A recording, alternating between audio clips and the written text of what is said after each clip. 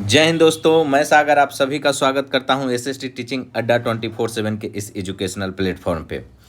अगर आप BPSC TRE 4 का तैयारी कर रहे हैं या भारत में कोई भी ऐसा एग्ज़ाम जिसमें हिस्ट्री पूछा जाता है तो इस सभी के लिए बहुत ही महत्वपूर्ण क्लास है। तो हम लोग शुरू करते हैं। हमारा जो पहला सवाल है कि किस घटना ने अमेरिका को द्वितीय विश्व युद्ध में शामिल कर दिया। बोल रहा है कि अमेरिका को द्वितीय विश्व युद्ध में शामिल किया है, वह कौन सा घटना है। जर्मनी का पोलैंड पे आक्रमण, पर्ल हार्बर पर जर्मनी सैनिक हमला, जापानी सैनिक हमला, वर्साई की संधि का उल्लंघन या स्पेन का गृह युद्ध। तो याद रखिएगा कि अमेरिका को द्वितीय विश्व युद्ध में शामिल करने के लिए जो था वह कौन था, पर्ल हार्बर पर जापानी सैनिक हमला। यानी हुआ क्या था, तो द्वितीय विश्व युद्ध लगभग 6 वर्ष तक चला। कितने वर्ष तक चला? लगभग 6 वर्ष तक चला। कब से कब तक? तो 1939 से लेकर के 45 तक। 1939 से 45 तक चला। इसका तत्कालीन कारण क्या था? तो जर्मनी द्वारा, किसके द्वारा? जर्मनी द्वारा पोलैंड पे आक्रमण करना। जर्मनी द्वारा पोलैंड पर आक्रमण किया गया और शुरुआत में अमेरिका इस युद्ध में तटस्थ था, लेकिन 7 दिसंबर 1941 को जापान ने हवाई द्वीप पर स्थित अमेरिकी नौसैनिक बेस पर्ल हार्बर पर क्या किया? पर्ल हार्बर पर एक तरीका से अचानक भयानक हमला कर दिया और इस घटना से गुस्सा कर अमेरिका 1941 में मित्र राष्ट्रों की ओर से युद्ध में कूद पड़ा। उस समय अमेरिका के राष्ट्रपति कौन थे? तो इस समय जो अमेरिका के राष्ट्रपति हैं फ्रैंकलिन डी रूजवेल्ट। इस बात को याद रखिएगा। चलिए नेक्स्ट चलते हैं। नेक्स्ट है कि प्रथम विश्व युद्ध कब लड़ा गया। तो प्रथम विश्व युद्ध कब लड़ा गया है? क्वेश्चन दो बार रिपीट हो गया। तो प्रथम विश्व युद्ध कब लड़ा गया था? तो 1914 से लेकर के 1918 तक। 1914 से 18 तक। अब प्रथम विश्व युद्ध का कहानी क्या है? तो प्रथम विश्व युद्ध स्टार्ट हुआ था कब? 28 जुलाई। कब? 28 जुलाई 1914। 28 जुलाई 1914 को शुरू हुआ और 11 नवंबर 1918 को यह युद्ध क्या होता है? समाप्त हो जाता है। यानी कुल 4 वर्षों तक यह युद्ध चलता है। सेकेंड वर्ल्ड वॉर 6 वर्ष तक चला, वहीं फर्स्ट वर्ल्ड वॉर लगभग 4 वर्षों तक यह युद्ध चला है। इसमें संपूर्ण विश्व 2 ग्रुप में बटा हुआ था। कितने ग्रुप में? 2 ग्रुप में बटा हुआ था। एक का नाम था मित्र राष्ट्र। क्या नाम था? मित्र राष्ट्र। और एक का नाम था धुरी राष्ट्र। मित्र राष्ट्र को ही हम इंग्लिश में क्या बोलते हैं? अलाइड पावर बोलते हैं। और धुरी राष्ट्र को एक्सिस पावर या इसी को सेंट्रल पावर बोला जाता था। इस बात को ध्यान रखिएगा। इस युद्ध का तत्कालीन कारण क्या था? तो जो ऑस्ट्रिया के राजकुमार फर्डिनेंड उसका बोस्निया की राजधानी सेराजोआ में क्या हो गया था? तो बोस्निया की राजधानी सेराजोआ में हत्या कर दिया गया था। इस बात को ध्यान रखिएगा। नेक्स्ट, इनमें से कौन पेरिस शांति सम्मेलन 1919 के बाद 1919 के बड़े 4 परिषदों यानी बिग 4 का सदस्य था? तो पेरिस शांति सम्मेलन में जो 4 लोग शामिल थे उनको बिग 4 भी कहा जाता है। इस बात को पहले ध्यान रखिएगा। क्या बोला जाता है? बिग 4 बोला जाता है। और यह 4 कौन कौन थे? तो याद रखिएगा, जो जॉर्जिस क्लेमेंसो जो फ्रांस के राष्ट्रपति थे, वुड्रो विल्सन अमेरिका के राष्ट्रपति थे, डेविड लोयड जॉर्ज जो ब्रिटेन के प्रधानमंत्री थे, एंड विटोरियो ऑरलैंडो यह इटली के प्रधानमंत्री थे। ये चारों के चारों क्या है? पेरिस शांति सम्मेलन में जो 1919 में हुआ था, ये बड़े 4 परिषदों का सदस्य थे। जो भी पेरिस शांति सम्मेलन का परिषद था उसका 4 बड़े देश थे और ये बड़े देश फ्रांस, अमेरिका, ब्रिटेन और इटली था। और इनके सारे के सारे कौन है? तो राष्ट्राध्यक्ष का नाम आपको ध्यान रखिएगा। चलिए वहीं अगर हम बात करेंगे तो सिंपल इस चीज को याद रखिएगा कि पेरिस शांति सम्मेलन 1919 में हुआ था और यहाँ जो 4 देश शामिल है मुख्य रूप से उन्हीं को बिग 4 कहा गया। क्या बोला गया? बिग 4 कहा गया। जो वुड्रो विल्सन है अमेरिका के राष्ट्रपति हैं, डेविड लॉयड जॉर्ज ब्रिटेन के प्रधानमंत्री हैं, जॉर्जिस क्लेमेंसो फ्रांस के प्रधानमंत्री हैं, एंड विटोरियो ऑरलैंडो इटली के क्या है? प्रधानमंत्री हैं। इस बात को ध्यान रखिएगा। नेक्स्ट अगर हम लोग बात करें कि 17वीं 18वीं शताब्दी की फ्रांस की सामाजिक संरचना कितने स्टेट में विभक्त थी? स्टेट मतलब कितने भाग में विभक्त थी फ्रांस की सामाजिक संरचना? तो कितने? 3 स्टेट में। कितने? 3 स्टेट में। इस बात को ध्यान रखिएगा। और जो 3 स्टेट था वो पहला कौन था? तो फर्स्ट ये स्टेट था क्या?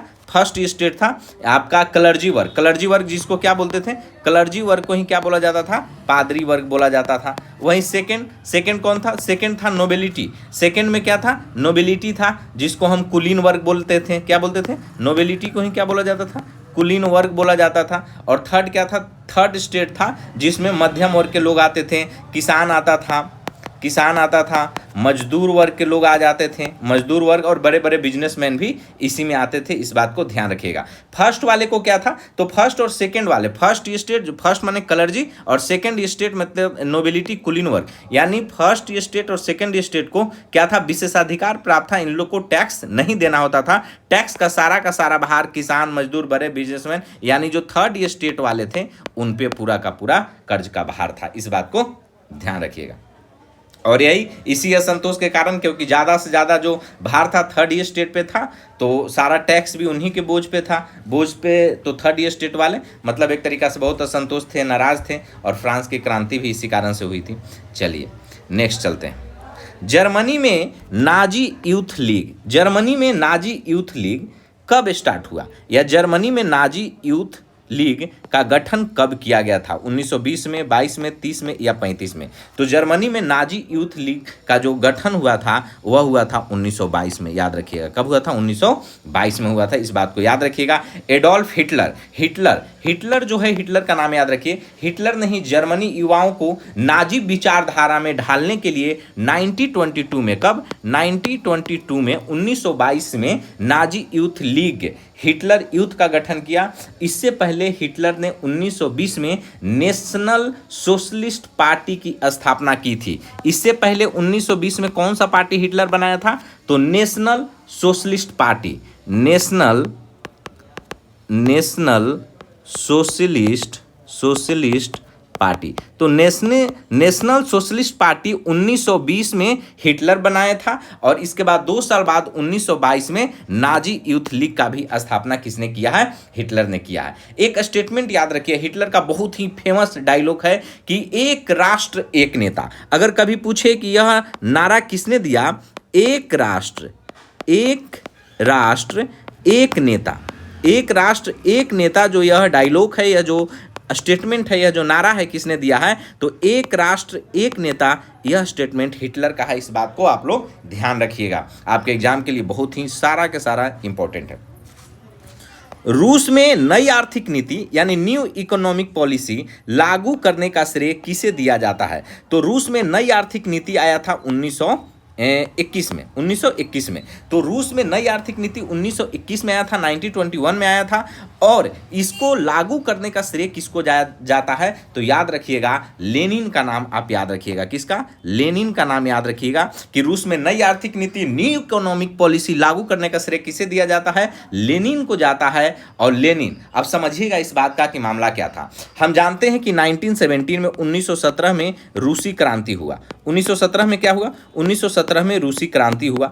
और 1917 में जब रूसी क्रांति हुआ, उसके बाद चले गृह युद्ध के कारण रूस की अर्थव्यवस्था पूरी तरह तबाह हो चुकी थी। अर्थव्यवस्था को दोबारा पटरी पर लाने के लिए व्लादिमीर लेनिन ने 1921 में नई आर्थिक नीति यानी न्यू इकोनॉमिक पॉलिसी लागू की। और इसके तहत किसानों को अपनी बची हुई फसल बाजार में बेचने और सीमित मात्रा में निजी व्यापार करने की छूट भी दिया गया। तो 1921 का न्यू इकोनॉमिक पॉलिसी लागू करने का श्रेय लेनिन को जाता है। इस बात को ध्यान रखिएगा।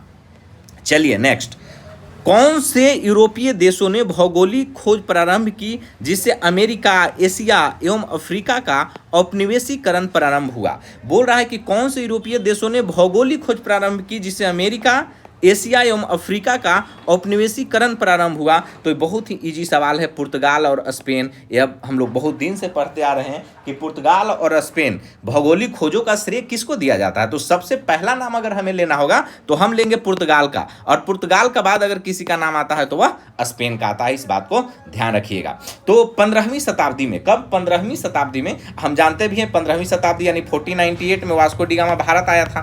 1498 में वास्को डी गामा भारत आया था। तो वही हो गया कि 15वीं शताब्दी में भौगोलिक खोजों की शुरुआत सबसे पहले पुर्तगाल और स्पेन के राजाओं के संरक्षण में स्टार्ट हुआ, और पुर्तगाल के वास्को डी गामा ने 1498 में भारत के समुद्री मार्ग की खोज की, और स्पेन के कोलंबस ने 1492 में अमेरिका की खोज की। इन खोजों के बाद यूरोपीय देशों के द्वारा एशिया हो गया, चाहे अफ्रीका हो गया, चाहे अमेरिका में उपनिवेश यानी गुलाम बस्तियां बनाने का दौर क्या हो गया था, शुरू हो गया था। इस बात को ध्यान रखिएगा। सबसे बहुत इंपॉर्टेंट है, हिट क्वेश्चन है, ध्यान रखिएगा। बोस्टन टी पार्टी, एकदम डायरेक्ट पूछेगा कि बोस्टन टी पार्टी की घटना कब हुई, तो याद रखिएगा बोस्टन टी पार्टी की घटना हुआ था 1773 में। 1773 में बोस्टन टी पार्टी की घटना आपको ध्यान रखना है मेरे भाई, बहुत इंपॉर्टेंट है। अब हुआ क्या था, बोस्टन टी पार्टी है क्या, कुछ नहीं, सिंपल चीज याद रखिएगा कि अमेरिकी स्वतंत्रता संग्राम, कब, अमेरिकी स्वतंत्रता संग्राम का जो तत्कालीन कारण माना जाता है, यह इसी घटना को माना जाता है। हुआ क्या था कि 16 दिसंबर 1773 को ब्रिटिश सरकार के चाय कानून के विरोध में, ब्रिटिश सरकार के चाय कानून के विरोध में सैमुअल एडम्स, क्या नाम है, सैमुअल एडम्स के नेतृत्व में कुछ अमेरिकी देशभक्तों ने बोस्टन बंदरगाह पे, किस बंदरगाह पे, बोस्टन बंदरगाह पर जहाजों में लदी चाय की 342 क्रेटस मतलब पेटी, 342 पेटी क्या किया, समुद्र में फेंक दिया। और इसी घटना को इतिहास में बोस्टन टी पार्टी के नाम से जाना जाता है। कब घटा, 16 दिसंबर 1773। तो छोटा डेट याद रखिएगा, 16 दिसंबर भी। नेक्स्ट, अमेरिकी स्वतंत्रता की घोषणा का मसौदा किसने तैयार किया था। बोल रहा है कि जो अमेरिकी स्वतंत्रता संग्राम है, इसका मसौदा किसने तैयार किया था, George Washington, Thomas Jefferson, Abraham Lincoln या वुडरो विल्सन। तो आपको याद रखना कि अमेरिकी स्वतंत्रता की उद्घोषणा का जो मसौदा, जो ड्राफ्ट तैयार किया गया था, वह थॉमस जेफरसन ने तैयार किया था। बहुत इंपॉर्टेंट क्वेश्चन है, किसने, थॉमस जेफरसन ने तैयार किया था। इस बात को आपको ध्यान रखना है। हुआ क्या था कि 4 जुलाई 1776, यह डेट याद रखिएगा, इसी दिन अमेरिका स्वतंत्र हुआ माना जाता है। 4 जुलाई 1776, 4 जुलाई 1776 को फिलाडेल्फिया में, कहाँ, एक शहर है अमेरिका में, फिलाडेल्फिया। अब फिलाडेल्फिया में अमेरिकी स्वतंत्रता का घोषणा पत्र जारी किया गया, जिसे मुख्य रूप से थॉमस जेफरसन, मुख्य रूप से कौन, थॉमस जेफरसन ने तैयार किया था। और इसी कारण हर साल 4 जुलाई को अमेरिका अपना स्वतंत्रता दिवस मनाता है। इसके बाद 1789 में अमेरिका में संसार का सबसे पहला लिखित संविधान लागू हुआ। लेकिन इसका संविधान कब लागू हुआ अगर पूछा जाए कभी, तो 1789 में। देखिए, अमेरिका स्वतंत्र हुआ है 4 जुलाई 1776, लेकिन इसका कॉन्स्टिट्यूशन कब लागू हुआ, तो 1789 आपको ध्यान रखना है, बहुत ही इंपॉर्टेंट क्वेश्चन है। चलिए आगे चलते हैं। यहाँ देखिए कि फ्रांस की क्रांति से संबंधित बुद्धिजीवी कौन थे। आपको बताना है कि इनमें कौन कौन फ्रांस की क्रांति के फेमस फिलोसफर हैं, बुद्धिजीवी हैं। तो आप सिंपल ध्यान रखिएगा, चाहे यह वाल्टियर हो, चाहे मोंटेस्क्यू हो या रूसो हो, वाल्टियर, मोंटेस्क्यू या रूसो, दो बार वाल्टियर लिखा गया है, यह तीनों के तीनों फ्रांस के क्रांति से संबंधित क्या है, फिलोसफर है। आपको ध्यान रखना है कि फ्रांस की क्रांति कब हुआ है, तो फ्रांस की क्रांति 1789 में, यानी छोटा डेट भी अगर कभी पूछे तो याद रखिएगा 14 जुलाई 1789 को फ्रांस की क्रांति क्या हुआ था, शुरू हुआ था। अब 1789 की क्रांति, 1789 की क्रांति को वैचारिक हवा देने के काम वहाँ के दार्शनिकों, फिलोसफरों ने किया। जैसे वाल्टियर ने चर्च के भ्रष्टाचार पर प्रहार किया, मोंटेस्क्यू ने शक्तियों का पृथक्करण, सेपरेशन ऑफ पावर का सिद्धांत दिया था अपने बुक क्या बोलते हैं, स्पिरिट ऑफ लॉ में। मोंटेस्क्यू का एक बुक नाम याद रखिएगा, spirit of law, bar bar exam में पूछा जाता है, स्पिरिट ऑफ लॉ का। इसी में इसने सेपरेशन ऑफ पावर का सिद्धांत दिया। और रूसो ने अपनी प्रसिद्ध पुस्तक, रूसो का यह जो प्रसिद्ध पुस्तक है ना, सोशल कॉन्ट्रैक्ट, पता नहीं कितनी बार एग्जाम में पूछा होगा, सोशल कॉन्ट्रैक्ट में यह क्या दिया, अपनी बातों को रखा और जनता के संप्रभुता की बात की। और यहीं से फ्रांसीसी क्रांति एक तरीका से धीरे धीरे उसका हवा लगा और एक बड़ा क्रांति के रूप में सामने आता है। चलिए नेक्स्ट देखते हैं। यहाँ है बाबू ग्रेट डिप्रेशन यानी महामंदी 1929 का काल किस समस्या से संबंधित था। यह जो ग्रेट डिप्रेशन है महामंदी 1929 का काल किस समस्या से संबंधित था। आर्थिक समस्या से, राजनीतिक समस्या से, सामाजिक समस्या से या धार्मिक समस्या से। तो याद रखिएगा ग्रेट डिप्रेशन यह आर्थिक समस्या से संबंधित है, इकोनॉमिक प्रॉब्लम है। आर्थिक समस्या से संबंधित क्या है ग्रेट डिप्रेशन। आपको यह डेट भी याद रखना है, डायरेक्ट पूछता है कि ग्रेट डिप्रेशन कब आया था, तो 1929 में आया था, 1929 में हुआ था। हुआ क्या था, तो 1929 में अमेरिका के शेयर बाजार में, अमेरिका के यानी इसी को यूएसए बोलते हैं, अमेरिका के शेयर बाजार में जो वॉल स्ट्रीट एक्सचेंज है वो क्रैश होने से पूरी दुनिया में एक भयानक आर्थिक मंदी फैल गई, जिसे ग्रेट डिप्रेशन कहा जाता है। इसके कारण व्यापार ठप हो गया, फैक्ट्रियां बंद हो गई और लाखों लोग क्या हो गए, बेरोजगार हो गए। लाखों लोग क्या हो गए बाबू, बेरोजगार हो गए। इस बात को ध्यान रखिएगा। तो आर्थिक मंदी, ग्रेट डिप्रेशन 1929 आपको साल याद रखना है। अमेरिका का जो क्या बोलते हैं उसको, शेयर बाजार का नाम, वॉल स्ट्रीट एक्सचेंज का नाम याद रखिए। चलिए नेक्स्ट पे बात करते हैं। लेनिन के द्वारा मांग की गई योजना जो अप्रैल थीसिस, बहुत इंपॉर्टेंट है यह अप्रैल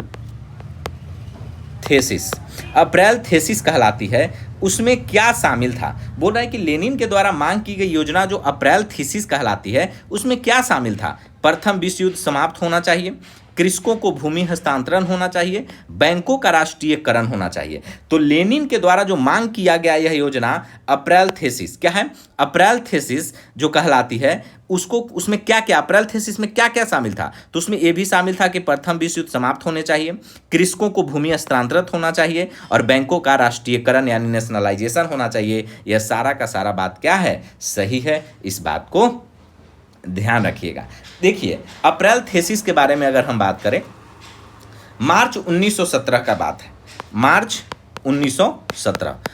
1917 में जब रूस में अस्थायी सरकार बनी तब लेनिन स्विट्जरलैंड में निर्वासन में थे। लेनिन कहाँ थे, लेनिन स्विट्जरलैंड में निर्वासन में थे। अप्रैल 1917 में रूस लौट करके, अप्रैल 1917 में जब लेनिन रूस लौटे तो उन्होंने बोल्शेविक पार्टी, कौन सा पार्टी, बोल्शेविक पार्टी के सामने अपनी मांगे रखी जिन्हें अप्रैल थीसिस कहा जाता है। इसमें 3 मुख्य मांगे थी कि युद्ध क्या होना चाहिए, तुरंत बंद होना चाहिए, युद्ध क्या होना चाहिए, तुरंत बंद होना चाहिए, कृषकों को भूमि क्या होनी चाहिए, हस्तांतरित होने चाहिए और बैंकों का क्या होना चाहिए, राष्ट्रीयकरण होना चाहिए। इतना सारा बात आप क्या कीजिएगा, ध्यान में रखिएगा। सारा के सारा कॉपी पे भी आप नोट कर लीजिएगा। अगर आप सच में बिहार में सरकारी एजुकेटर बनना चाहते हैं, शिक्षक बनना चाहते हैं क्लास 9 से लेकर के 12th का, तो यह क्लास आपके लिए बहुत ही इंपॉर्टेंट है। इसके साथ ही साथ भारत में जो भी एग्जाम होता है जहां इतिहास, हिस्ट्री पूछा जाता है, सारे एग्जाम के लिए इंपॉर्टेंट है। चलिए नेक्स्ट हम लोग बात करते हैं। नेक्स्ट है कि निम्न में से कौन सी सिविल कोड 1804 यानी नेपोलियन कोड से संबंधित महत्वपूर्ण विशेषता है। पहले तो यही याद रखिएगा, किसी को नेपोलियनिक कोड बोला जाता है, सिविल कोड बोला जाता है। कभी कभी यही सवाल पूछ दिया कि सिविल कोड कब आया था, 1804 में आया था। नेपोलियन कोड कब आया था, 1804 में आया था। इस बात को ध्यान रखिएगा। पूछ रहा है कि संबंधित महत्वपूर्ण विशेषता इसका क्या था। संपत्ति का अधिकार, विधिक समानता, जन्म के आधार पर भेदभाव की समाप्ति या उपरोक्त सभी। तो याद रखिएगा कि यह सारा का सारा इसका क्या था, विशेषता था। संपत्ति का अधिकार भी दिया गया, विधिक समानता भी दिया गया, जन्म के आधार भेदभाव की समाप्ति किया गया। तो नेपोलियन बोनापार्ट, यह नाम आप याद रखिएगा, नेपोलियन बोनापार्ट ने फ्रांस का सम्राट बनने के बाद प्रशासनिक सुधारों के लिए 1804 में, कब, 1804 में क्या किया कि एक कानून का एक संग्रह तैयार करवाया जिसको नेपोलियनिक कोड कहा गया या सिविल कोड कहा गया। और इसने जन्म के आधार पर मिलने वाली विशेष अधिकारों को खत्म कर दिया। ये जो बर्थ प्रिविलेज था, जो जन्म के आधार पे जो विशेष अधिकार मिलता था, इसको खत्म कर दिया। कानून के समक्ष बोला कि कानून के समक्ष सब लोग इक्वल है, सब लोग बराबर है। और संपत्ति के अधिकार को भी क्या किया गया, एक तरीका से सुरक्षित करता है। तो सिविल कोड का यह सारा का सारा क्या है, एक तरीका से विशेषता, ध्यान रखिएगा। चलिए संसार में सर्वप्रथम छपाई यानी प्रिंटिंग तकनीक का विकास कहाँ पर हुआ था? यह बहुत इजी क्वेश्चन है, बार बार एग्जाम में आता है, तो याद रखिएगा कि सर्वप्रथम छपाई या प्रिंटिंग तकनीक का विकास कहाँ पर हुआ था बाबू? तो चीन में हुआ था। कहाँ हुआ था? चीन में हुआ था। इस बात को याद रखिएगा कि दुनिया में सबसे पहले जो कागज है, दुनिया में सबसे पहले कागज का आविष्कार और लकड़ी के ब्लॉकों से जो छपाई, जो ब्लॉक प्रिंटिंग तकनीक का विकास चीन में हुआ था। बाद में आधुनिक प्रिंटिंग प्रेस का आविष्कार जर्मनी के इवान गुटेनबर्ग ने भी किया था, लेकिन सबसे पहले जो प्रिंटिंग छपाई कहाँ होता था? तो चीन में होता था। इस बात को याद रखिएगा। लेकिन अगर वहीं आपसे पूछा जाए कि बताइए कि आधुनिक प्रिंटिंग प्रेस का, आधुनिक यानी मॉडर्न प्रिंटिंग प्रेस यानी आधुनिक प्रिंटिंग प्रेस का जो आविष्कार हुआ है कहाँ हुआ है? जर्मनी में हुआ। जर्मनी में, और जर्मनी के कौन? जर्मनी के गुटेनबर्ग का नाम आपको याद रखना है। अगर आपसे पूछ भी दे कभी कि प्रिंटिंग प्रेस का खोज किसने किया, तो आपको याद रखना है गुटेनबर्ग का नाम। गुटेनबर्ग ने। प्रिंटिंग प्रेस का खोज किसने किया? गुटेनबर्ग ने किया। किसने किया? गुटेनबर्ग ने किया, जर्मनी के। इस बात को ध्यान रखिएगा। चलिए यहाँ देखिए, यहाँ हम लोग अगर बात करें तो यहाँ अगर हम लोग बात करें, देखिए किसने यंग इटली या यंग यूरोप नामक गुप्त संस्था की क्या किया?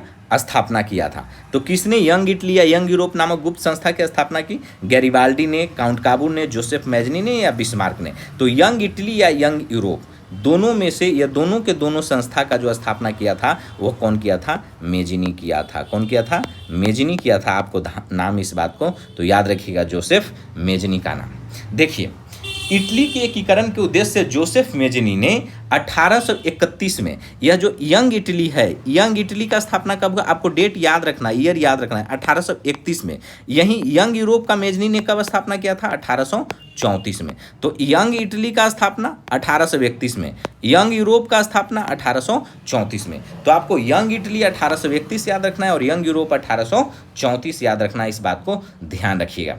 एक क्वेश्चन एग्जाम में पूछा था कि यंग यूरोप नामक गुप्त क्रांतिकारी संगठन की स्थापना जो हुआ था मेजनी को, ये जो 1834 में कहाँ पे यंग जो इटली है यंग इटली का 1831 में स्थापना हुआ। लेकिन सवाल पूछा था कि जो 1834 में यंग यूरोप जो है, यंग यूरोप का स्थापना हुआ कहाँ था? तो याद रखिएगा बर्न में। कहाँ पे? बर्न एक शहर है, तो बर्न में हुआ था। इस बात को ध्यान रखिएगा कि बर्न में हुआ था। यंग यूरोप का स्थापना कहाँ हुआ था? बर्न में हुआ था। इस बात को। मेजनी को इटली के एकीकरण का पैगंबर या मसीहा भी कहा जाता है। मेजनी को इटली के एकीकरण करने के लिए मेजनी को पैगंबर या मसीहा भी कहा जाता है। इस बात को ध्यान रखिएगा। चलिए नेक्स्ट, राष्ट्र संघ के दायित्व को निभाने के लिए किस पैक्ट में विभिन्न देशों ने मिलकर यह घोषित युद्ध को राष्ट्रीय नीति का उपकरण न बनाया जाए? मतलब किस देशों ने मिलकर यह घोषित युद्ध को राष्ट्रीय नीति का उपकरण न बनाया जाए ऐसा घोषणा किया था? वर्साई की संधि, केलॉग-ब्रियन पैक्ट, पेरिस पैक्ट या इनमें से कोई नहीं? तो बताइए क्वेश्चन क्या है? क्वेश्चन बोल रहा है कि राष्ट्र संघ के दायित्वों को निभाने के लिए किस पैक्ट में विभिन्न देशों ने मिलकर यह घोषित युद्ध को राष्ट्रीय नीति का उपकरण न बनाया जाए ऐसा कौन बोला था? किसने, किस संधि के तहत इस बात को कहा गया था? तो याद रखिएगा केलॉग-ब्रियन पैक्ट। क्या नाम है? Kellogg Briand pact. इसमें हुआ क्या था? तो सिंपल चीज़ों को समझिएगा कि प्रथम विश्व युद्ध में जो जबरदस्त विभीषिका, जो जबरदस्त हानि, क्षति को देखकर 27 अगस्त 1928 को पेरिस में 15 देशों ने मिलकर, पेरिस में, कहाँ पे? पेरिस में 15 देशों ने मिलकर क्या किया? 15 देशों ने मिलकर एक अंतर्राष्ट्रीय समझौते पर हस्ताक्षर किए और इसका मुख्य उद्देश्य युद्ध को राष्ट्रीय नीति का हिस्सा न बनाना और आपसी विवादों को शांतिपूर्ण ढंग से क्या था? सुलझाना था। इस बात को ध्यान रखिएगा। चलिए आगे देखते हैं। औद्योगिक क्रांति के संदर्भ में कोडिंग शब्द किसे इंगित करता है? बोल रहा है कि औद्योगिक क्रांति के संदर्भ में यह जो कोडिंग शब्द है यह किसे इंगित करता है? वह प्रक्रिया जिसमें कपास या ऊन की कताई की जाती है या सुलझाया जाता है, कपड़ों की बुनाई, कपड़ों की रंगाई या भाप इंजन का प्रयोग। तो औद्योगिक क्रांति के संदर्भ में कोडिंग या कार्डिंग शब्द किसे इंगित करता है? तो आप इस चीज को ध्यान रखिएगा कि यह बोलता है वह प्रक्रिया जिसमें कपास या ऊन की कताई की जाती है। कोडिंग या कार्डिंग, इस शब्द को ध्यान रखिएगा। यह था क्या? तो औद्योगिक क्रांति के दौरान कपड़ा उद्योगों में कोडिंग का मतलब धुनाई या सुलझाना। धुनाई होता है ना, कपड़ा का धुनाई, तो धुनाई या सुलझाना एक बहुत महत्वपूर्ण प्रक्रिया था। और इसमें कताई यानी स्पिनिंग से पहले कपास या ऊन के रेशों को साफ करके सीधा और समानांतर किया जाता था ताकि धागा मजबूत बन सके। तो कोडिंग का क्या मतलब है? वह प्रक्रिया जिसमें कपास या ऊन की कताई की जाती है, सुलझाया जाता है, उसका धुनाई किया जाता है। इस बात को ध्यान रखिएगा। चलिए नेक्स्ट संयुक्त राष्ट्र संघ यूएनओ के संविधान चार्टर में कुल कितने अनुच्छेद तथा अध्याय हैं? यूनाइटेड नेशन ऑर्गेनाइजेशन बोल रहा है कि संयुक्त राष्ट्र संघ के संविधान के चार्टर में कुल कितने अनुच्छेद तथा अध्याय हैं? तो याद रखिएगा 111 अनुच्छेद हैं और 19 अध्याय हैं। 111 अनुच्छेद हैं और 19 अध्याय हैं। आपको पता है यूएनओ का स्थापना, बस इतना ध्यान रखिए यहाँ से, 24 अक्टूबर 1945। एक बार एग्जाम में सवाल पूछा था कि 24 की जो यूएनओ डे कब मनाया जाता है? तो 24 अक्टूबर को ही मनाया जाता है। इस बात को ध्यान रखिएगा। चलिए आगे हम लोग अगर बात करें हम लोग, देखिए कि ब्रेटन वुड सम्मेलन, यह क्या है? ब्रेटन वुड सम्मेलन 1944 का मुख्य उद्देश्य क्या था? औद्योगिक विश्व में आर्थिक स्थिरता और पूर्ण रोजगार, वैश्विक आर्थिक स्थिरता लाना, द्वितीय विश्व युद्ध से उपजी आर्थिक मंदी को कम करना या उपरोक्त सभी। तो ब्रेटन वुड सम्मेलन 1944 का मुख्य उद्देश्य क्या है? तो ब्रेटन वुड सम्मेलन क्या, पहले तो इतना ध्यान रखिए कि ब्रेटन वुड सम्मेलन का यह सभी के सभी इसमें सही है कि औद्योगिक विश्व में आर्थिक स्थिरता का पूर्ण एक तरीका से करना है, रोजगार करना है, स्थिरता और पूर्ण रोजगार लाना है, वैश्विक आर्थिक स्थिरता लाना है, द्वितीय विश्व से उपजी आर्थिक मंदी, जो आर्थिक मंदी द्वितीय विश्व युद्ध के कारण उड़ा था उसको भी क्या करना है? कम करना है। तो ये सारा का सारा बात क्या है? सही है। इस बात को ध्यान रखिएगा।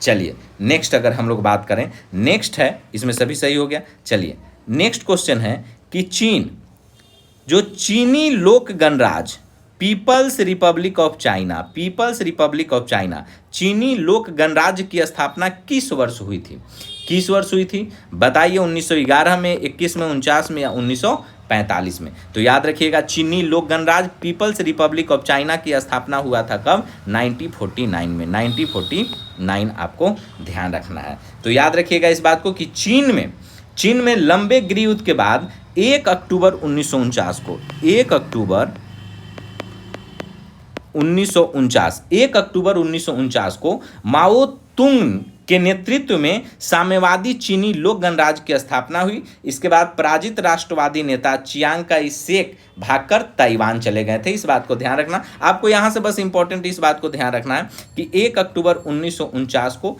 माओ तुंग के नेतृत्व में साम्यवादी चीनी लोक गणराज्य की क्या हुआ था? स्थापना हुआ था। साम्यवादी चीनी लोक गणराज्य का स्थापना 1 अक्टूबर 1949 को माओ तुंग के नेतृत्व में हुआ था। चलिए नेक्स्ट, औद्योगिक क्रांति के उत्थान में किस कारक ने सहायक भूमिका निभाई थी? बोल रहा है कि औद्योगिक क्रांति के उत्थान में किस कारक ने सहायक भूमिका निभाई थी? तो याद रखिएगा कि नई प्रौद्योगिकी, पूंजी और कृषि क्रांति, व्यापारिक प्रतिबंधों की समाप्ति। तो औद्योगिक क्रांति के उत्थान में किस कारक ने सहायक भूमिका निभाई थी? तो यह सारे के सारे कारक थे जो सहायक भूमिका निभाए थे। तो उपरोक्त सभी इसका क्या हो जाएगा? आंसर इसमें सही हो जाएगा। इस बात को ध्यान रखिएगा। चलिए क्वेश्चन नंबर 22 देखते हैं। अंतर्राष्ट्रीय न्यायालय इंटरनेशनल कोर्ट ऑफ जस्टिस में प्रथम भारतीय न्यायाधीश कौन थे? आईसीजे में प्रथम भारतीय न्यायाधीश कौन थे? डॉक्टर नागेंद्र सिंह, बेनेगल नरसिंह राव, रघुनंदन स्वरूप पाठक या दलबीर भंडारी? तो याद रखिएगा कि जो बीएन राव थे, बीएन राव प्रथम भारतीय न्यायाधीश थे। कौन? BN राव। BN राव यानी बेनेगल नरसिंह राव, इस बात को ध्यान रखिएगा। चलिए, किस कालखंड को पुनर्जागरण काल कहा जाता है? तो बताइए कि किस कालखंड को पुनर्जागरण काल रेनेसा कहा जाता है? 10वीं से 12वीं शताब्दी, 12वीं से 14वीं शताब्दी, 14वीं से 16वीं शताब्दी या 16वीं से 18वीं शताब्दी। तो याद रखिएगा कि जो 14वीं से 16वीं शताब्दी है, 14वीं से 16वीं शताब्दी को ही पुनर्जागरण काल रेनेसा कहा जाता है, इस बात को ध्यान रखिएगा। चलिए, पुनर्जागरण काल का प्रसिद्ध चित्रकार, यह आपको याद रखना है, माइकल एंजेलो का नाम आप याद रखिएगा कि पुनर्जागरण काल का प्रसिद्ध चित्रकार माइकल एंजेलो कौन था? मूर्तिकार, संगीतकार, चित्रकार, लेखक। तो याद रखिएगा चित्रकार था। क्या था? चित्रकार था, कलाकार था, इस बात को ध्यान रखिएगा। माइकल एंजेलो का नाम आपको याद रखना है। अब यहाँ से कुछ इंपॉर्टेंट चीज, माइकल एंजेलो पुनर्जागरण काल के इटली के एक महान चित्रकार। पहला सवाल आपसे पूछेगा, माइकल एंजेलो कहाँ के थे या किस देश के निवासी थे? आपको याद रखना है इटली के। अगर आपसे पूछा जाए कि वे क्या थे, तो एक महान चित्रकार भी थे, मूर्तिकार भी थे, वास्तुकार भी थे। तो इस बात को ध्यान रखिएगा कि मेनली जो माइकल एंजेलो चित्रकारी के लिए बहुत ज़्यादा क्या है, फेमस हैं। उनकी प्रसिद्ध कलाकृति या बुकों का नाम याद रखें तो वेटिकन सिटी के सिस्टीन चैपल की छत पर बनी एक पेंटिंग है द लास्ट जजमेंट। आपसे दो सवाल यहाँ से याद रखिएगा माइकल एंजेलो का। एक इनका कृति है जो नाम, इसका नाम है the last judgment, the last judgment, last judgment. और एक आपको नाम याद रखना है द फॉल ऑफ मैन। कभी भी आपको एग्जाम में टकरा जाएगा, the fall of man, the last judgment और द फॉल ऑफ मैन। यहाँ से तीन चीज आपको याद रखना है। माइकल एंजेलो किस देश के हैं? इटली के हैं। इनका दो प्रमुख कृति क्या है, प्रमुख रचना क्या है? द लास्ट जजमेंट और the fall of man. The last judgment और द फॉल ऑफ मैन ये माइकलो एंजेलो की अमर कृति है, बहुत फेमस बुक है, हमेशा आपको एग्जाम में कभी ना कभी टकरा जाएगा, इस बात को ध्यान रखिएगा। चलिए, फ्लाइंग शटल का आविष्कार किसने किया था? फ्लाइंग शटल, फ्लाइंग शटल का आविष्कार किसने किया था, इसका जवाब दीजिए। तो फ्लाइंग शटल का आविष्कार जॉन के ने किया था। किसने किया था? जॉन के ने किया था, इस बात को ध्यान रखिएगा।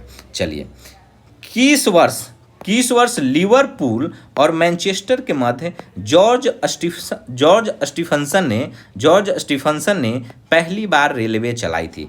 पूछ रहा है कि किस वर्ष लिवरपूल और मैनचेस्टर के बीच में जॉर्ज स्टीफेंसन ने पहली बार रेलवे चलाई थी, इसका बताइए।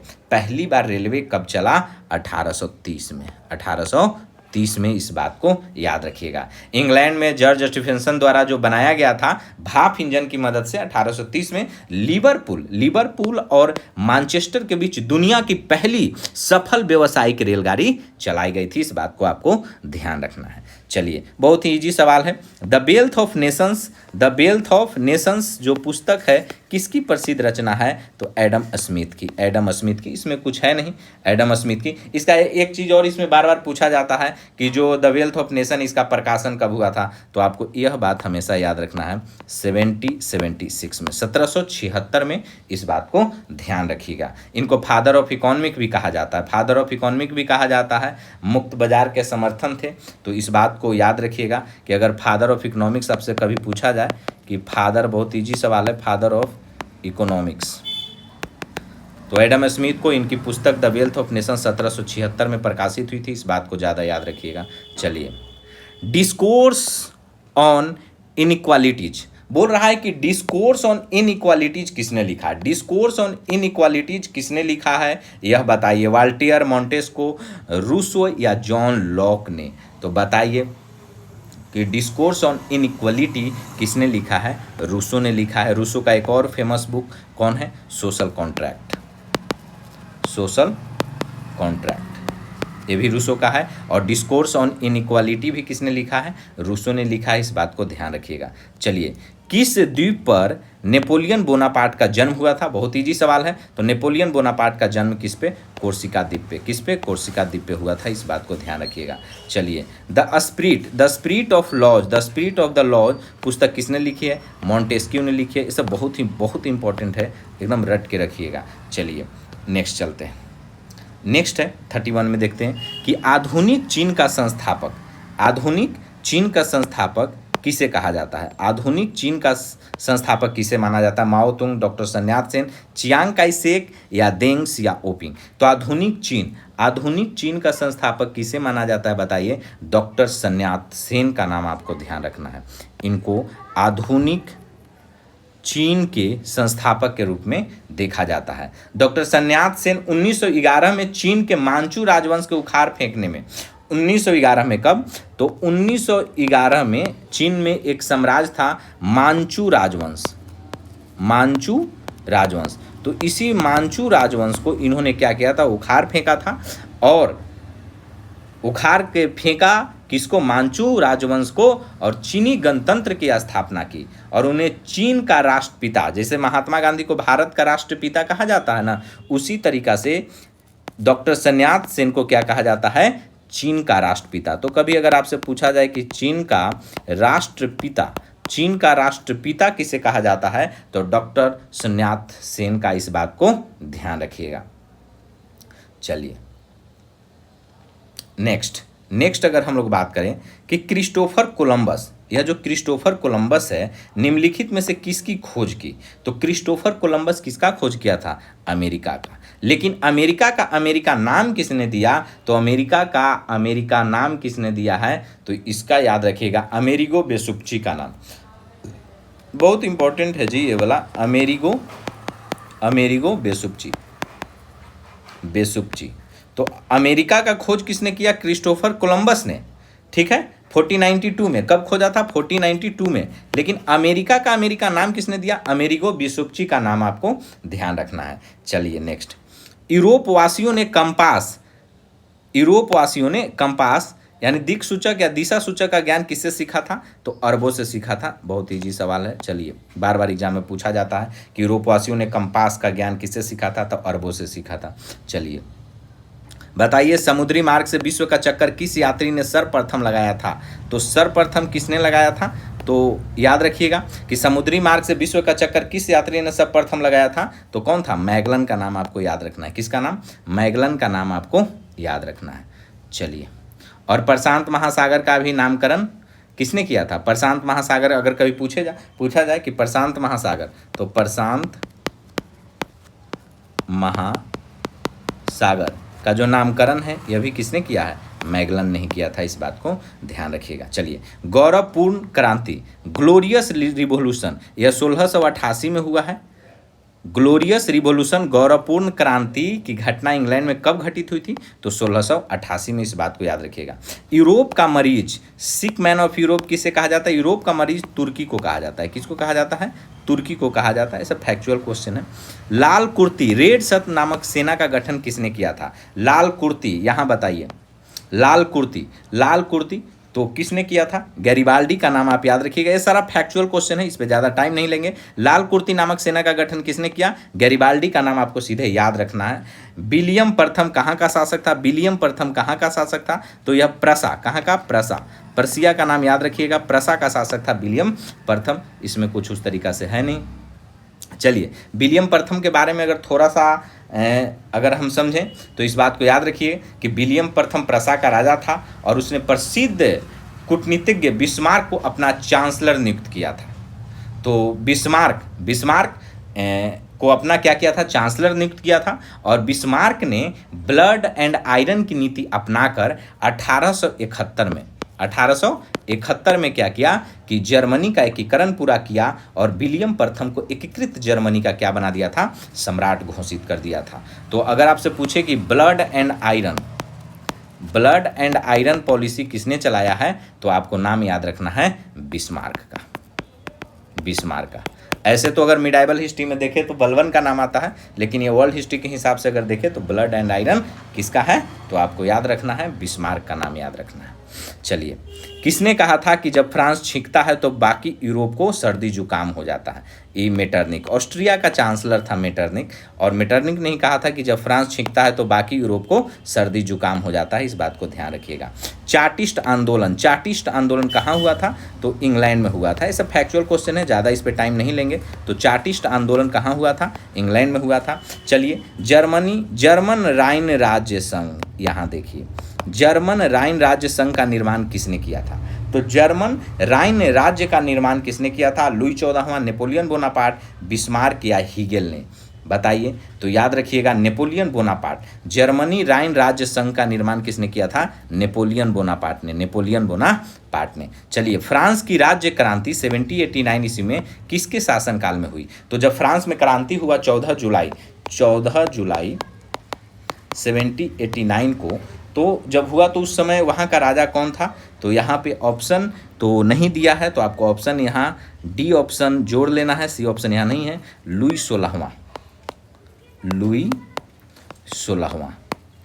तो जब फ्रांस में क्रांति हुआ उस समय वहाँ का राजा कौन था? लुई 16वां, आपको नाम याद रखना है। चलिए, अगर कभी पूछा जाए कि जो लुई 16वां है उसको कब फांसी पर लटका दिया गया था, तो 1793। यह लुई 16वां को गद्दारी, देशद्रोह का मुकदमा चलाकर लुई 16वां को 1793 में क्या किया था? इसको फांसी पे चढ़ा दिया गया था। इस बात को याद रखिएगा। तो लुई 16वां को फांसी पे कब चढ़ाया गया? 1793। चलिए, यह बताइए, लेटर्स ऑन इंग्लिश किसकी रचना है? लेटर्स ऑन इंग्लिश, रूसो का, वाल्टेयर का, मोंटेस्क्यू का या दिद्रो का? तो लेटर्स ऑन इंग्लिश किसने लिखा है? तो आपको याद रखना है कि यह जो किताब है यह वाल्टेयर के द्वारा लिखा गया था। किसके द्वारा? वाल्टेयर के द्वारा, लेटर्स ऑन इंग्लिश। चलिए, बताइए, सोशल कॉन्ट्रैक्ट किसकी रचना है? टाइम नहीं लेंगे, रूसो, बहुत ईजी सवाल है। चलिए, वार एंड पीस, बहुत ईजी सवाल है। वार एंड पीस पुस्तक के लेखक कौन है? लियो टॉल्स्टॉय, बिल्कुल एकदम ईजी सवाल है। कभी भी आपको एग्जाम में टकरा जाए, हर एक डेटा रट लेना है। 1917 की रूसी बोल्शेविक क्रांति का नेतृत्व किसने किया था? तो 1917 की रूसी बोल्शेविक क्रांति का नेतृत्व किसने किया था? बहुत ही ईजी सवाल है। बताइए कि 1917 में रूसी क्रांति का नेतृत्व, बोल्शेविकों का नेतृत्व कौन किया था? लेनिन ने किया था। कौन किया था? लेनिन ने किया था। चलिए, रूसी क्रांति के दौरान लाल सेना, रेड आर्मी का गठन किसने किया? यहाँ देखिए, यह लाल सेना है, वह लाल कुर्ती था गैरिबाल्डी वाला, लेकिन यह लाल सेना है। रेड आर्मी अगर पूछे तो ट्राटोस्की का नाम याद रखना है। रेड आर्मी, जब रेड आर्मी पूछे तो किसका नाम याद रखना है? ट्राटोस्की का नाम आपको याद रखना है। इस बात को ध्यान रखिएगा, ट्राटोस्की का नाम आपको ध्यान रखना है। चलिए, वैज्ञानिक समाजवाद, साइंटिफिक सोशलिज्म का संस्थापक किसे माना जाता है? तो वैज्ञानिक समाजवाद जैसे ही आए तो अब वैज्ञानिक समाजवाद में कार्ल मार्क्स की तरफ जाएंगे। कहाँ जाएंगे? कार्ल मार्क्स की तरफ जाएंगे। चलिए, मीन कैंप, बहुत ही फेमस मीन कैंप किसकी आत्मकथा है? एडोल्फ हिटलर का। यह सब क्वेश्चन बहुत फैक्चुअल है। आपको हमेशा, अगर आप जनरल कंपटीशन का तैयारी कर रहे हैं, अगर आप चाहते हैं कि आपका गवर्नमेंट जॉब लग जाए, तो यह सब जो सवाल है कि सोशल कॉन्ट्रैक्ट किसने लिखा, स्पिरिट ऑफ लॉ किसने लिखा, मेन कैंप क्या है, एडोल्फ हिटलर का आत्मकथा, ये सारा चीज़ जुबान पर रटा हुआ होना चाहिए। नहीं तो कितना भी वक्त लग जाए पढ़ते पढ़ते, आपका जॉब नहीं लग सकता है। तो ये सब जो फैक्चुअल चीज़ है यह आपको रट के रखना है, कभी भी एग्जाम में टकरा जाएगा। हिंद चीन, देखिए, हिंद चीन इंडो चाइना क्षेत्र में कौन कौन से देश शामिल है? अगर कभी पूछे हिंद चीन इंडो चाइना क्षेत्र में कौन से देश में शामिल है, इसमें कौन कौन देश शामिल है? तो चीन क्या है? Vietnam, Cambodia, Laos. Vietnam, Cambodia और लाओस। तो वियतनाम, लाओस और कंबोडिया, यह तीनों देश का आपको नाम याद रखना है। यह बिहार बोर्ड के 10वां के किताब से यह सवाल है कि हिंद चीन क्षेत्र में कौन कौन है। तो हिंद चीन क्षेत्र में कौन कौन है? तो वियतनाम, लाओस और कंबोडिया, यह तीनों आपको याद रखना है। सवाल आपसे ऐसे भी पूछ देगा कि निम्नलिखित में से कौन हिंद चीन क्षेत्र में शामिल नहीं है, तो यह तीनों के अलावा जो भी रहेगा वह शामिल नहीं रहेगा, क्योंकि हिंद चीन क्षेत्र में यही 3 देश शामिल थे, वियतनाम, लाओस और कंबोडिया। यह 10वां क्लास बिहार बोर्ड के किताब से यह सवाल है, उसी में एक हिंद चीन क्षेत्र चैप्टर है।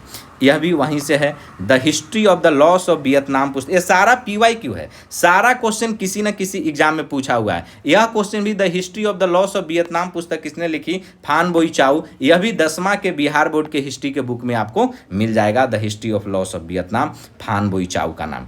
चलिए, स्पिनिंग म्यूल, स्पिनिंग म्यूल का आविष्कार किसने किया? सैमुअल क्रॉम्पटन का नाम आपको याद रखना है। स्पिनिंग म्यूल में आपको किसका नाम याद रखना है? सैमुअल क्रॉम्पटन का नाम आपको याद रखना है। सारा फैक्चुअल चीज है, तो इस पे ज्यादा कोई डिस्कशन करने का कोई मतलब बनता नहीं है।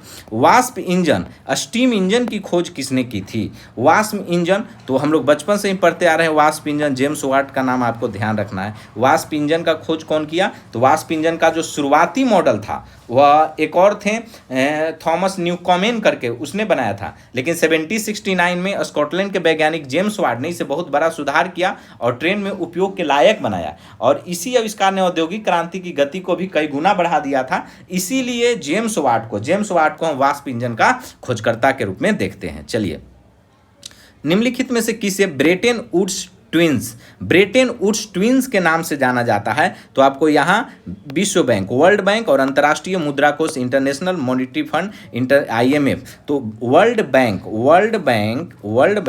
और IMF को ही हम क्या बोलते हैं? ब्रेटन वुड्स ट्विंस बोलते हैं। इस बात को ध्यान रखिएगा। चलिए, विश्व की सबसे पहली भूमिगत रेल, अंडरग्राउंड रेलवे का उद्घाटन कहाँ किया गया था? बताइए, लंदन में, पेरिस में, न्यूयॉर्क में या बर्लिन में? तो अंडरग्राउंड रेलवे सबसे पहले 1863 में कहाँ पर चलाया गया था? तो लंदन में चलाया गया था। इस बात को याद रखिएगा, अंडरग्राउंड रेलवे का बात हो रहा है। नेक्स्ट, रोमियो एवं जूलियट किसकी अमर साहित्यिक कृति है? देखिए, रोमियो एवं जूलियट हमेशा आप नाम सुनते होंगे, लेकिन एग्जाम में आ जाए और नहीं बनेगा तो कितना दुख होगा। आपको याद रखना है Romeo and Juliet, William Shakespeare का नाम। चलिए, वाटरलू का प्रसिद्ध युद्ध, बैटल ऑफ वाटरलू किस वर्ष हुआ था? 1815 में। 1815 में आपको याद रखना है। वाटरलू युद्ध समझिएगा, यह युद्ध बेल्जियम के वाटरलू नामक स्थान पे हुआ था। वाटरलू, यह जो जगह, नाम इसका क्यों है? तो बेल्जियम में कहाँ पे? बेल्जियम में एक जगह है वाटरलू नाम के, वहीं पर 18 जून 1815 को यह युद्ध लड़ा गया था। इसमें एक तरफ फ्रांस का सम्राट कौन था? नेपोलियन बोनापार्ट था, और दूसरे तरफ थे यूरोपियन पावर्स थे। और यूरोपियन पावर्स क्या हुआ था कि यह संयुक्त सेना, यूरोपियन पावर्स में याद रखिएगा 4 देश आते थे। आपका प्रसा हो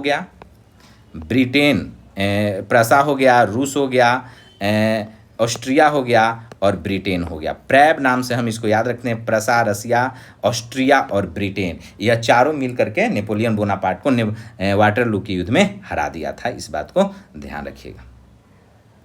चलिए, दुनिया के मजदूर एक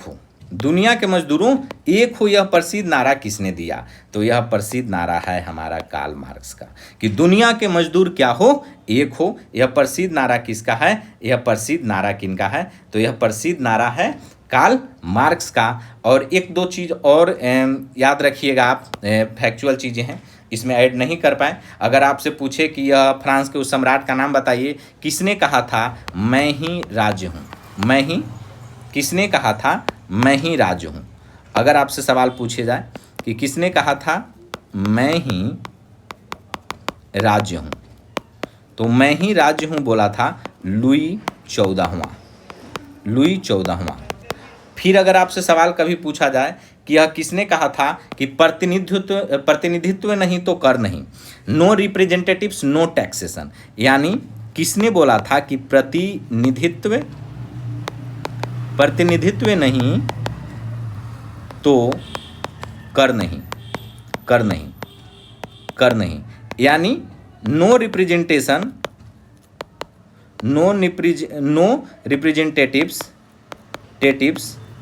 नो टैक्सेशन, यह किसने कहा था? तो आपको सैमुअल एडम्स का नाम आपको याद रखना है। यह जो सैमुअल एडम्स का यह स्टेटमेंट आपको यह कब दिया गया था कि नो रिप्रेजेंटेटिव्स नो टैक्सेशन? तो यह जो कथन है अमेरिकी स्वतंत्रता संग्राम से है। यह अमेरिकी क्रांति का मुख्य वैचारिक नारा था कि प्रतिनिधित्व में नहीं तो कर नहीं, इस चीज़ को ध्यान रखिएगा। और एक बात और, Cape of Good Hopes, Cape of Good Hopes, बताइए कि केप ऑफ गुड होप्स का खोज किसने किया? तो बार्थोलोमियो डियाज का नाम आप याद रखिएगा, बार्थोलोमियो डियाज का, बार्थोलोमियो डियाज का नाम आपको क्या करना है, ध्यान रखना है। चलिए, तो यहीं पे इस क्लास को हम क्या करते हैं, समाप्त करते हैं। ज़्यादा से ज़्यादा इस सेशन को शेयर कीजिए, यह आपके एग्जाम के लिए बहुत मायने रखता है। सारा डेटा, सारा क्वेश्चन इंपॉर्टेंट है, इसको कॉपी पे लिख लीजिएगा, याद कर लीजिएगा। अगर आप बिहार में सरकारी नौकरी करना चाहते हैं, अगर आप टीचर बनना चाहते हैं, खास करके यह लेक्चर बीपीएससी टीआरई 4 को लेकर के तैयार किया गया है, लेकिन जिस किसी भी एग्जाम में हिस्ट्री पूछा जाता है, हर एग्जाम के लिए इंपॉर्टेंट सेशन था। देखने के लिए धन्यवाद। चैनल को सब्सक्राइब कर दीजिए, ज़्यादा से ज़्यादा शेयर कर दीजिए। अगर कुछ कहना है तो कमेंट बॉक्स में लिखिए। धन्यवाद।